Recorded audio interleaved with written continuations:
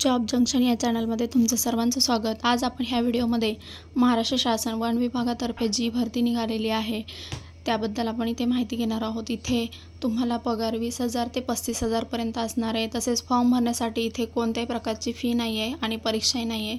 अर्ज करण्याची शेवटची तारीख ही 27/12/2024 असणार आहे। तर नवेगाव नागझिरा व्याघ्र राखीव क्षेत्र साकोली यांचे कार्यालय येथे ही कंत्राटी पद्धतीने भरती निघालेली आहे। तर मुलाखतीची दिनांक व वेळ याबद्दलची माहिती ही संकेतस्थळावर दिलेली आहे। तर यामध्ये जो वन विभागातर्फे ही भरती आहे, यामध्ये जो प्रकल्प आहे नागझिरा व्याघ्र राखीव क्षेत्र साकोली अंतर्गत इथे ही भरती दिलेली आहे। तर 20/12/2024 रोजी इथे ही भरती प्रकाशित झालेली आहे।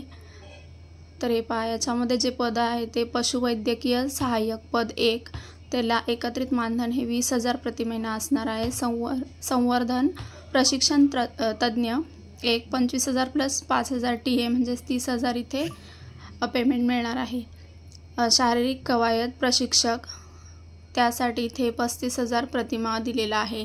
वैयक्तिक मुलाखतीसाठी येणाऱ्या उमेदवारांना कोणताही भत्ता TA DA लागू राहणार नाही। उमेदवारांनी प्रत्यक्ष मुलाखतीकरता येताना परिपूर्ण बायोडेटा म्हणजेच रिझ्युमे आणि ॲप्लिकेशन तसेच वरीलप्रमाणे दर्शविलेल्या शैक्षणिक व अतिरिक्त पात्रता बाबतचे दस्तऐवज प्रमाणपत्रासह खाली दिलेल्या तक्त्यात नमूद पत्त्यावर प्रत्यक्ष मुलाखतीकरता उपस्थित राहावे। म्हणजे तुम्हाला हे प्रत्यक्षात मुलाखतीसाठी इथे जावं लागणार आहे। तर इथे पशुवैद्यकीय सहाय्यक 1 पद आहे। तर त्यासाठी वयोमर्यादा ही 35 वर्ष असणार आहे आणि त्यासाठी BSc झूलॉजीमध्ये तुमचं शिक्षण आवश्यक आहे। संवर्धन प्रशिक्षण तज्ञ इथेही वयोमर्यादा 35 वर्षापर्यंत आहे। 30,000 पगार असणार आहे।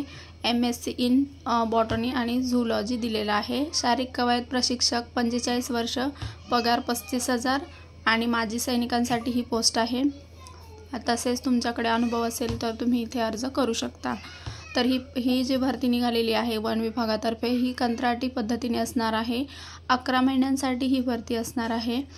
तसेच इथे सर्व माहिती या PDF मध्ये तुम्हाला दिलेली आहे। नवेगाव नागझिरा व्याघ्र राखीव क्षेत्र साकोली येथे तुम्हाला प्रत्यक्ष जाऊन इथे मुलाखतीसाठी जाऊन ॲप्लिकेशन फॉर्म भरायचा आहे।